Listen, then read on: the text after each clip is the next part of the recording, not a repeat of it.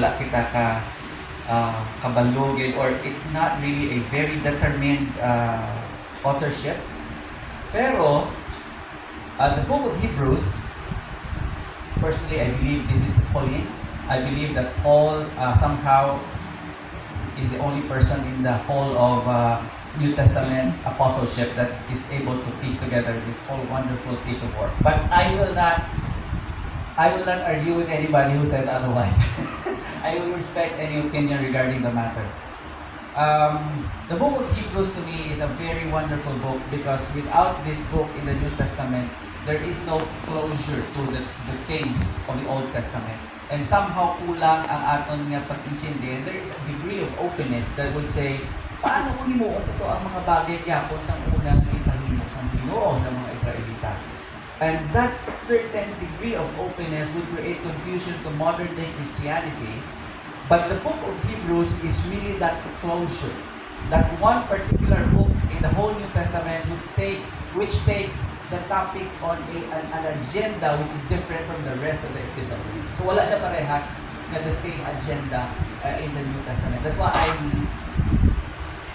ayaw my favorite book sa sa Bible, but really this is one of my most interesting, I would not say favorite, but one of my most interesting reads in the New Testament, because wala siya parehas. Some other epistles can be repetitive in some degree or one another. And I will let me read to you Hebrews chapter 6, verses 1 and downstream. Therefore, siling sa atin, we are instructed, let's put ourselves into the text as part, no? As believers. Let's put ourselves as part of the instruction set. Therefore, let us leave the elementary doctrine of Christ and go on to maturity, not laying again a foundation of repentance from dead works and of faith toward God, and of instruction about washings and the laying on of hands, and the resurrection of the dead and eternal judgment. And this we will do if God permits. So you see the instruction in hatag sa aton, it starts with the therefore, concluding the previous chapter. And in sugo kita, let us leave the elementary doctrine of Christ and go on to maturity. The word maturity there is translated in the King James as perfection. The word in the Greek means end. End. The end. Yan, let us go to the end. So, in the New Testament, being born again, the new birth is actually a beginning. To be born again means to begin the journey of life. Some people and many Christians, ang bilog na pursuit sa kabuhi, kaluwasan. Right? Sino sa aton, in all honesty, ang daw bilog na purpose sa imong kabuhi, ang bilog mo nga daw attention o ang bilog mo nga effort ay para maluwas. Is there anybody with that kind of mindset among us today? Hopefully not. Don't raise your hand if you have that mindset. But listen to this. Hopefully not. Why? Because that is a beginning doctrine. That is a beginning understanding. The new birth, being born again into the family of God, is a beginning. Di ka mo nakakita sa pagkabunag na amo na ang katapusan. Ang pagkabunag is always a beginning. Di ba? And after kamabunag, you go on and become mature. And so, we are commanded in scriptures, in the book of Hebrews, to leave the elementary doctrine of Christ and go on to maturity. In the postmodern day Christianity that we have, when we say elementary, we mean, anong po silingon natin sa word na elementary? We mean it to be what? Simple? We mean it to be basic? We mean it to be something that we just can't ignore? Now, if we interpret this elementary as something which is simple, something which is pwede mo ignore, then it's a very difficult proposition, because the text is telling us, leave the elementary doctrines behind. Now, if you say, you leave the simple doctrines, that would be tough. So, but sila may doktrina kita na bayaan na naton, may aton kita ng mga pagtulunan nga i-chatwera na naton. We need to have a very clear definition of what things we can leave behind. Now, in the previous chapter, chapter 5, there are really two major things that the author is telling us to just let go because they are really obsolete. Ano ang mga bagay na obsolete? Like for example, I will create a post-modern example of what is obsolete. For example, sino sa inyo ang ginasuksok niyong pagkabayo, ang bayo niyo sa kamong 3 years old, 4 years old, 5 years old? Are you capable to wear the old shoes that you have when you were so young? Sa bata pa ka mo ang inyong sapatos, sa 5 years old ka pa nga sapatos, pwede mo pa isubong, hindi na. Hindi na. Can I ask why? Kay gutok na. It might still be in the best of shape. Hindi pa siya guba, hindi siya law-ay na itsura, but you just cannot wear them anymore. You have outgrown them so that they become obsolete in your life. No? Obsolete.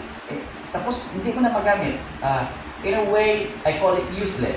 I will translate that as useless. Now, in the previous chapter, we are commanded, may duwa ka bagay na hindi nyo na pagsulit-sulitan. And this one closes the Old Testament. Ano yung duwa ka bagay? At least two major things that you will not repeat anymore. One is the sin sacrifice that God commanded in the Old Testament. Hindi nyo na napagsulit-sulitan na maghalad sa mga baka, sa mga karnero, sa mga kung ano-ano ng mga hayop, because God has perfected the sacrifice in Jesus Christ. Amen? Ang unang ato natunan, di ba? Ang sakripisyo para sa atong kasalanan, natapos na ni Kristo. Right? So, He has put an end to whatever sacrificial ceremonies that we have in the Old Testament. Right?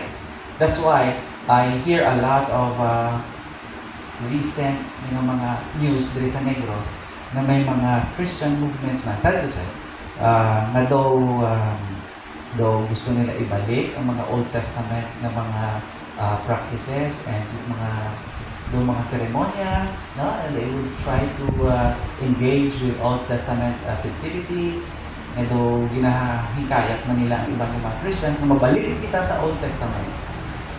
Have you heard of that? I've heard of that. Chismis lang, Facebook and this kind of stuff. But I think you have more experience on the ground. Takmaya gitna. Totoo yun. Although wala man. So kung may maghagad sa inyo ng mga among sina na grupo, mga among sina ng mga idea, no? The Old Testament is done and over with. The Old Testament has become obsolete. They have become a thing of the past, extinct. Why? Because they have become a shadow of the things to come. Naging landong sila sa mga bagay na manug-abot during their time. At isang nag-abot na ang source ang landong, ang source which is Jesus Christ, siya ang image sa landong. Isang nag-abot na si Jesus, you don't need the shadow anymore. We don't need the shadow anymore because we have the real thing. To the Old Testament people who were believing, Jesus was future to them, and all they see is a shadow. For us Christians today, we have seen the real thing. We have seen Jesus, and He is more than His shadow. And so, the sacrifice that He did on the cross is once and for all. And when He said, "Tetelestai," it is finished, that means it is finished. Sealed, closed, never again to be repeated. Sealed. Mga kauturan sa Ginoo, do we understand what I'm trying to say today? Kaya kung sino sa inyo ang working, sacrificing for salvation, para ka mo maluwas, tanan-tanan nga effort nga ina is useless because the one sacrifice has been done and is finished. There is no way you and I can add to that. There is nothing you can add to make it better. There is nothing you can subtract because it's over. Do we understand each other? Yes? The Jesus sacrifice is the one and only sacrifice we need. But then again, if you need a sacrifice, kung may kailangan ka ng sacrifice, you need to have a priest to offer the sacrifice. Don't we know that? We know that, right? In the Old Testament, if you have a sacrifice, kung ikaw may halad, there's no way na magkadto ka sa altar ang ihalad mo ang iyong sacrifice. You need to go to a priest appointed by the living God, and that priest will offer the sacrifice. Kaya ang balsa nga, hindi nga wala kang yung priest. Exactly, precisely because the priest, the office of the priesthood, the Levitical and the Aaronic priesthood in the Old Testament has become obsolete. Obsolete, meaning hindi na siya kinahanglan subong. Why? Again, the perfect sacrifice has been laid out, which is Jesus Christ. Sino ang perfect high priest na makahalad sa perfect na sacrifice? And there is no human being that can fit the bill. And so Jesus Christ was made a high priest by God in the order of Melchizedek, which I have so many things to say, but we cannot say now because of so much information and so little time. But this is one very good thing that Pastor Ben can discuss with you, and it's a very wonderful topic. Jesus Christ was made a high priest in the order of Melchizedek so that he can offer himself the perfect sacrifice to be offered by the perfect high priest, and you cannot have anything better. And so every sacrifice for sin, every offering for sin has been perfected by one perfect sacrifice, Jesus himself on the cross. And wala niya, siling isang author, siling niya, kadamo ko sa gusto ihambal sa inyo. And that is practically what I talked about, the sacrifice, priesthood, and so on and so forth. That was what he was talking about. Siling niya, galing hindi ko maistorya sa inyo, hindi ko masugid sa inyo, hindi ko matudlo sa inyo because you are still unskillful in the Word of God. And you are still in your child, in your immaturity stage. You are still a baby. You still need milk and not solid food. If I give you meat, you cannot take. You have seen a baby na tagaan mo solid food and they will be sick, right? So the baby will need milk, and that's the only thing they can take, right? And so sa siling sa author, sa book of Hebrews, siling niya, I can only give you milk as far as now. By the time that you ought to be teachers of these things, I need to teach you again the very basic principles of the Word of God.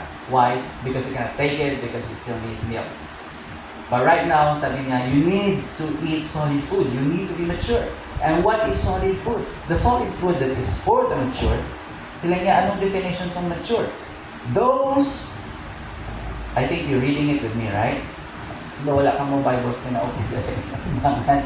Hebrews chapter 6, you go upstairs one chapter and you go the last verse and you will find what I'm reading.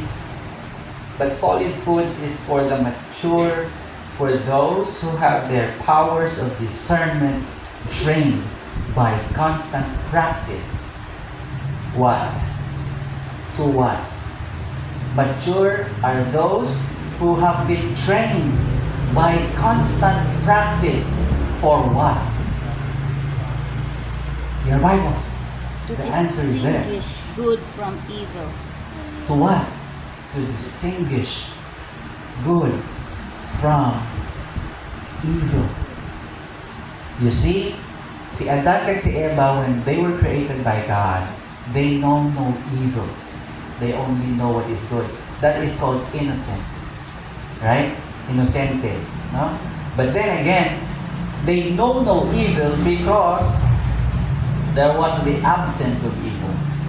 But when evil became present in the form of temptation, when the tempter came to tell them lies and tempt them, they sinned. So their innocence was not enough to keep them sinless. Right? So they sinned. And when they sinned, nung sila nagkasala, kita tanan nagkasala. And that is now the state we call depravity. So innocence is the state of knowing good because you know no evil. Depravity is the state of knowing evil and you cannot turn to good. And so, because we sinned, because mankind sinned, we are in a state of depravity. That's why all of us are dying. Have you seen anybody, any human being, na hindi mapatay? You have not seen anybody na hindi mapatay. Even the best among us, the goodest, is there a word goodest? The goodest, the most good person among us, 7 billion people on earth, everyone will die. We know that. In fact, ang among naging puli diri is, ang utod ni tatay, namatay. Isa sa mga rason nga nakapuli kami is, ang utod ni tatay namatay.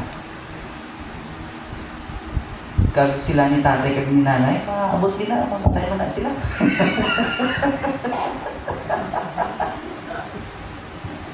To distinguish good from evil. And when we go to the presence of the Lord later on, we will not be in the state of innocence, definitely, because we know sin. But in our redeemed state, dapat we know what is good from what is evil. And that is being Christ-like. Eventually, you do what is good. So, to reflect this postmodern idea, di ba kung bata pa ka mo, you would say, somehow everything is just black and white. Good is good, bad is bad. As you grow older, you see a very big gray area that goodness has become a bit bad, and bad, doon may ara ng good sa bad. No? And you don't know a lie anymore from a white lie. And you don't know anymore because the objective is to do good, pero you have to do something which is not so good just to gain what is good. And so there's a big gray area na daw okay man, pero daw hindi man good, no? Pero daw okay man. Right? And sa ikaw gamay pa, daw mas clear pa ang good versus bad. And that's why a mature person, according to the book of Hebrews, is somebody who has been trained by constant practice to distinguish good versus evil. You can only do that if you journey with the Lord on a constant practice, day by day, distinguishing good from evil and eventually doing what is good. Okay? So all your plans and all your prayer items should end up pursuing what is good. Right? Diba? Diba? And in the pursuit of that good, you cannot play evil. You have to play good. You and I, believers of the Lord, we don't have the liberty to play evil so that we can have a good later on. You get what I mean? We cannot play that game. You need 1 million, diba?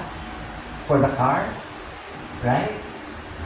You cannot get that from drug money. You cannot play evil to have that good. You get what I mean?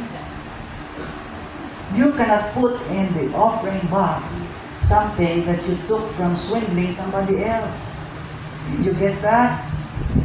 You should be able to distinguish what is good from what is evil, eventually pursuing what is good. That is maturity. Right? Clear? Clear? The Lord will bless. The 1 million is so small. Do you agree with me, mga utod? If we believe our God owns the whole earth, 1 million is what? Diba? Is this change. But in the pursuit of what is good, you and I cannot be evil. So kamo mga estudyante, you pursue a good thing. You study, you pursue a good thing, you want to have a career, you want to have a... Pero, you cannot do that by cheating. Why? Because you're not like anybody else. You are a believer of the Lord Jesus Christ. You have been saved by the blood of the Lamb, the sacrifice on the cross, offered by the big high priest himself. And so you cannot just go on cheating and say, Lord, I need to cheat so that I can have a good future. You don't have a good future by cheating. Do you understand what I'm trying to say? Now, these are illustrative of what we have now. I'm just trying to make the text more modern as we are now. Diba? But you get what I mean, I hope. I believe you do. But let's find more fundamental meaning in this. Why? Because God wants us to leave behind the elementary doctrines of Christ. Bayaan ta kuno na. Paano ta bayaan ang mga bagay? It's bugging us. Now we go to the next phase. Silin niya, una, some things have become obsolete. You don't repeat them again. Don't repeat them again. The sacrifice for sin and the priesthood, the Aaronic and Levitical priesthood, gone, no more. That's why wala na kita priesthood. Okay? We will, yes? Biblical Christianity is believing in a priesthood of every believer, not a priesthood in the same manner as the Levitical and the Aaronic priesthood. Right? That's a topic you can discuss with your pastor. But I'm telling you now, no more because of the Word of God saying so. Right? Yes? Let's find time. The processing. Ding, ding, ding, ding, ding. I believe this is not the first time you heard these things. But there are some things that we need to leave behind because they have become elementary. To give you a postmodern example. 1 plus 1 equals? 2. Wow, galing mo ah. Engineering student kasi kaya 1 plus 1 equals 2. 2 plus 2. That I know. Parents, I know. Sino sa inyo parents ang may estudyante na high school? Grade, anong grade na? So bang grade 10. 9, grade 10? Muna na. Mo na 3rd year, 4th year. Okay. Who among you have high school students? Nga mga kids? Okay, you have, right? Have you experienced a certain day that your child would say, Tay, Nay, tuloy ko basang akong subject. Have you experienced that? Have you experienced also saying na, ay, hindi ko na nakabalo yan? Have you experienced that? Yes. Okay, there are some things you might have forgotten. There are some things that you might have found too complex to understand up to this level. Halimbawa, nagtigulang ka na, nagpat na ko na, nasa high school pa ko na, hindi ko na kadumdum. You have to survive on your own because really I cannot help you there. Right? But I went through the same. I survived when I was your age, right? But now you have to survive on your own because you really cannot do that anymore, right? You have found those things too complex. But any one of you found 1 plus 1 too complex? No. Sino sa inyo ang nakapagtudlo pa sa inyong mga anak sa 1 plus 1 equals 2? Nga wala na nalimtan. Exactly. Because they have become basic. The word elementary there means basic or beginner. They are not supposed to be forgettable. You get what I mean? 1 plus 1 equals 2. There's a basic knowledge that you do and you use every day. Mabakal ka, pilabaklan mo, isa na isda. Duwa ang isa, duwa na. You cannot forget this. There's no way any of us can forget this. Right? Because they are so simple, you don't think about them anymore. Sino sa inyo kanina pagbugtaw nyo, you woke up and the first thought, you woke up, nagbangon ka, and you said to yourself, 1 plus 1 equals 2. Anybody? Kung may ara, I think you need to see a doctor. Okay? I don't think any one of you think about this every day. Why? Because they're so simple, so basic, elementary, that you cannot forget them. Tama? The same way, the book of Hebrews is telling us, leave these doctrines behind. Not because they're not important, not because they are so simple that you need to ignore them, not because they are obsolete, not like the Old Testament, but because they have become so simple.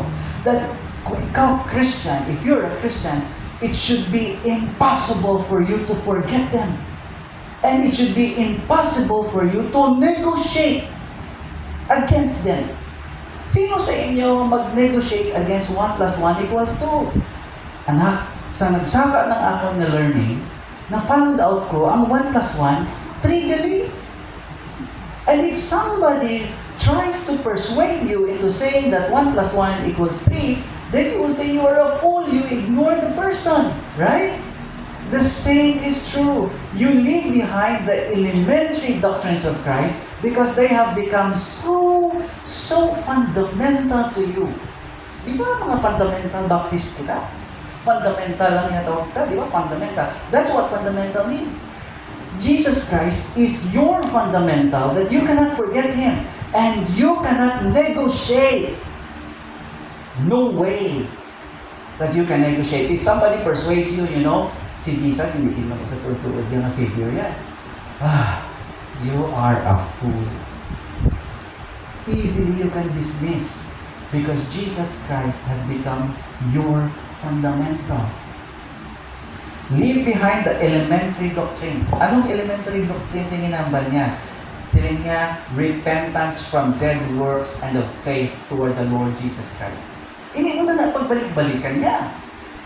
Once you have repented of your sinfulness, not just specific sins, Lord, nagkasala ko gina. No, when we repent to accept Jesus our Lord and Savior, we're not repenting of a specific sin or specific sins that God has to forgive.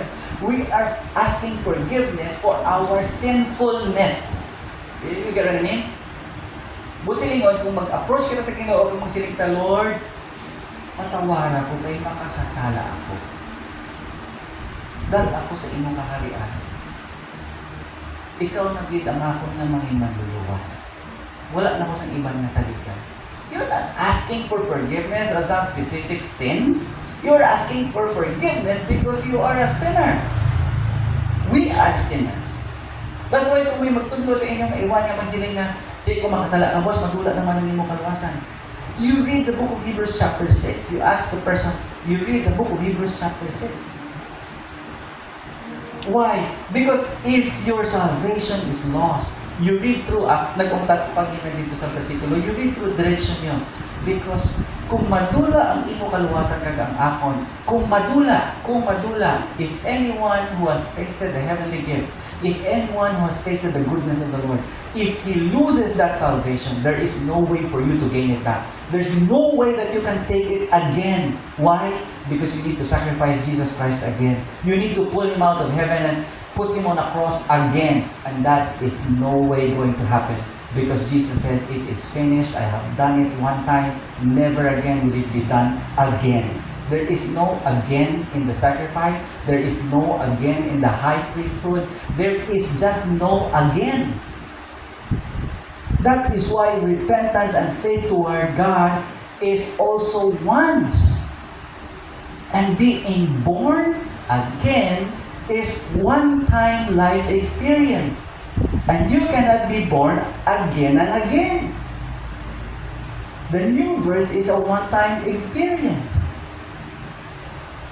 So, siling sa Ginoo, you leave that behind because I have perfected that. Are you saved, mga kauturan? Have you trusted in the Lord Jesus Christ?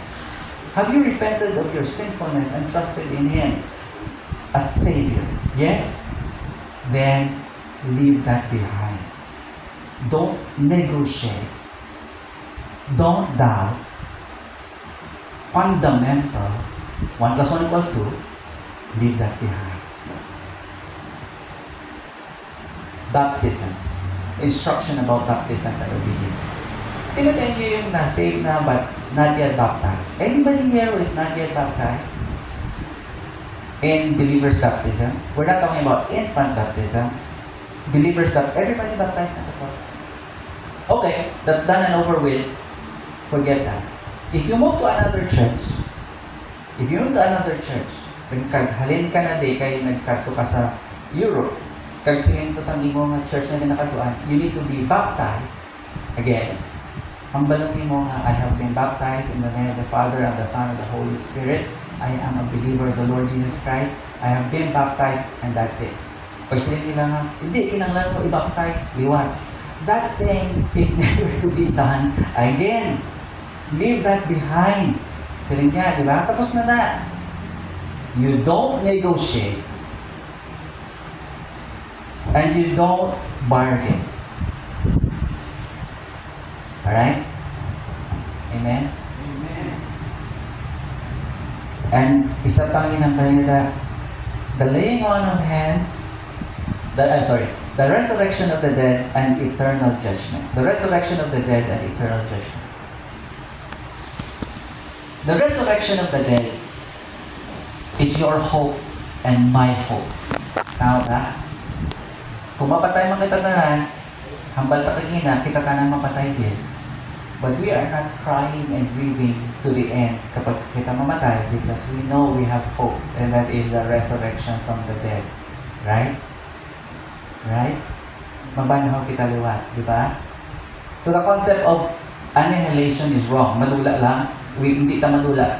The concept of reincarnation is wrong. That is non-negotiable. That is wrong. That is foolishness. What is truth? Resurrection.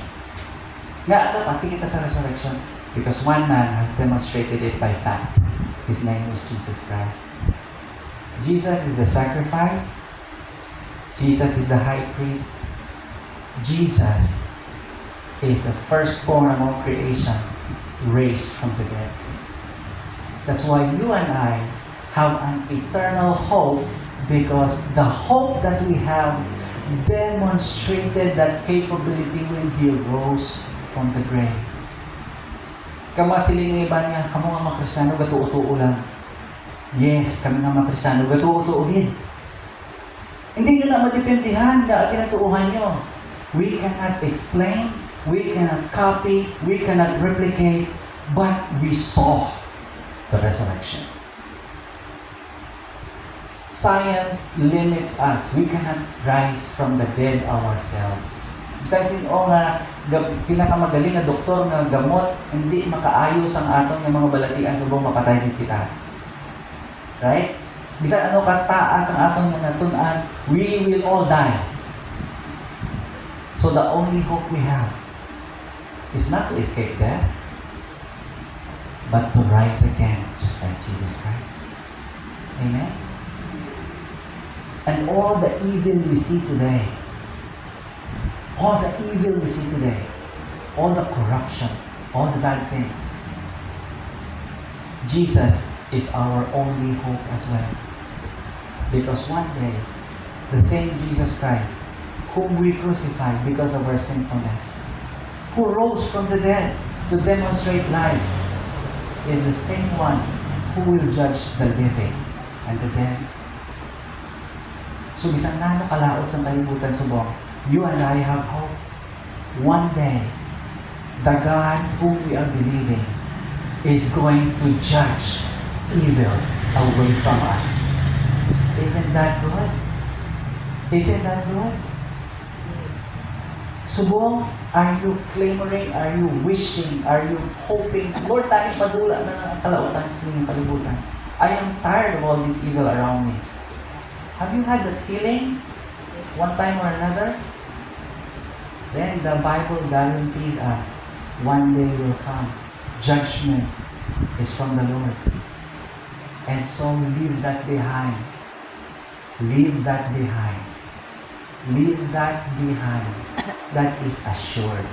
That is fundamental. That is elementary. So kung baya ako na yung mga Lord, baya ako na yung mga concept because they are fundamental, non-negotiable, what do I pursue? You pursue training every day, distinguishing good from evil and pursuing good. Is it a tough challenge? Oh, I tell you, it's a lifetime commitment. And hopefully, mga utol, one day will come. We will see each other again when Jesus Christ raises us up all from the dead. And we have stories to tell. Stories of the journey. Stories of a daily journey. Training to know good from what is evil.